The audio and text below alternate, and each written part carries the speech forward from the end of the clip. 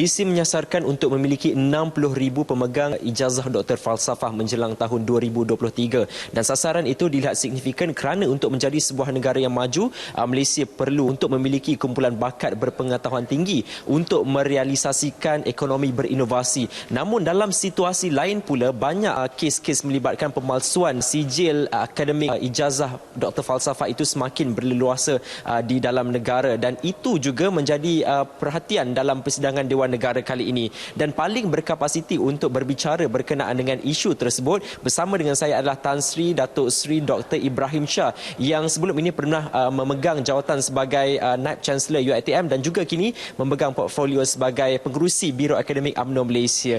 Datuk Sri, secara terusnya masalah ini terus berlaku. Selain daripada modus operandi pembelian secara online, apa lagi modus operandi sindiket tersebut untuk menjual sijil PhD tersebut?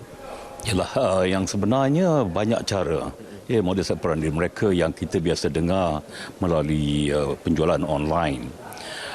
Di samping itu, banyak cara-cara lain di mana yang dikatakan bogus pemegang PhD ini, mereka juga boleh pergi ke satu universiti di luar negara selalunya dan membeli.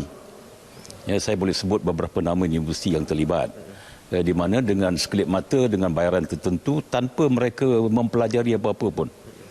Mereka balik, tiba-tiba dah ada PhD di universiti dan pusat-pusat pengajian tinggi. Mereka diharamkan langsung menipu pihak kerajaan dalam kes ini. Tan Sri, keseriusan kerajaan ini dibuktikan melalui inisiatif Kementerian Pendidikan Tinggi yang sedang membina satu pengkalan data yang mengandungi senarai nama pemegang ijazah Doktor Falsafah untuk menangani isu pemalsuan sijil akademik ini. Keberkesanannya Tan Sri untuk menangani isu tersebut? Saya rasa saya memang ucapkan tahniah kepada pihak kementerian yang begitu bersusah payah. Tapi saya katakan tadi, it's not that easy. Kerana ini terpulang kepada mereka yang berkenaan. Misalnya katakan kalau seorang pencuri, kita dah wani nak tangkap, tapi dia nak mencuri juga. Dia lepas kerana tidak tertangkap. Ini masalah kita. Yang saya katakan mereka yang masih menggunakan PhD palsu ataupun DR palsu ini, mereka yang saya rasa kurang berintegriti, patut balik ke pangkal jalan. Pada saya, pangkat ini kalau tak betul, tak betul lah. Kalau saya tidak ada DR, saya tidak ada DR. Kalau saya bukan datuk, so what?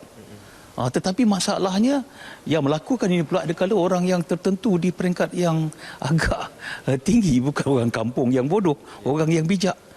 Jadi maksudnya kalau nak mengharapkan kementerian saja, saya rasa susah. Kerana benda ini satu perkara yang cukup sensitif dan saya percaya pihak kementerian telah pun mengambil tindakan, tetapi saya pasti berapa ramai yang kita nak tangkap. Kalau sekiranya tuan punya badan sendiri tidak mahu ke hadapan untuk memberitahu ataupun menyerahkan balik title palsu itu. Baik, Tan Sri, PDRM juga pernah menumpaskan sindiket penjualan sijil palsu ini dengan nilai lebih 5 juta ringgit. Dan juga dalam penemuan itu juga menunjukkan bahawa kebanyakannya terdiri daripada ahli politik dan juga golongan yang bergelar Tan Sri. Dan dalam persidangan Dewan Rakyat yang baru selesai pada awal bulan ini juga, ahli parlimen sedang menyatakan raguan ada wakil rakyat, ahli Dewan Rakyat yang memiliki sijil akademik palsu juga dan meminta mereka membuktikan ketulenan sijil palsu tersebut. Kita tidak menuduh bahawa ianya palsu, cuma keperluan untuk membuktikan keraguan itu agar dapat mengekalkan kebolehpercayaan dan kredibiliti mereka sendiri. Saya rasa ini satu langkah yang mesti dilakukan walaupun perit. Pada saya fahamlah kerajaan nak buat pun kerajaan fikir 10 kali. Saya kata it's not that simple. Tetapi demi memastikan benda yang buruk jangan dilakukan, kita kena berlaku tegas. Iaitu terutama kalau ahli-ahli parlimen sendiri, bahkan termasuk mereka yang bertugas di universiti. Khasnya pada saya benda ni yang bertugas di universiti, yang memegang jawatan dalam universiti daripada atas sampai ke bawah. Mesti kita pastikan mereka tidak menipu. Sebab academic institution, termasuk juga saya katakan tadi, saya bersetuju, termasuk ahli parlimen pun benda yang sama. Mereka merupakan policy makers.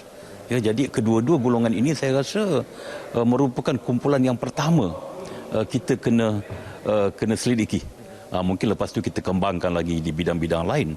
Baiklah, itu penjelasan berkenaan dengan isu pemalsuan ijazah Doktor Falsafah ini daripada Tan Sri Datuk Sri Ibrahim Shah. Dan kita harapkan semua usaha yang sedang dan akan dijalankan oleh kerajaan mampu disahut dengan baik oleh pelbagai lapisan masyarakat bagi merealisasikan institusi pendidikan tinggi lebih kukuh dan juga dapat menangani isu berkenaan dengan pemalsuan ini secara keseluruhannya. Baiklah, saya Andy Reza. Setakat ini dahulu, kita berjumpa lagi. Assalamualaikum dan salam hormat.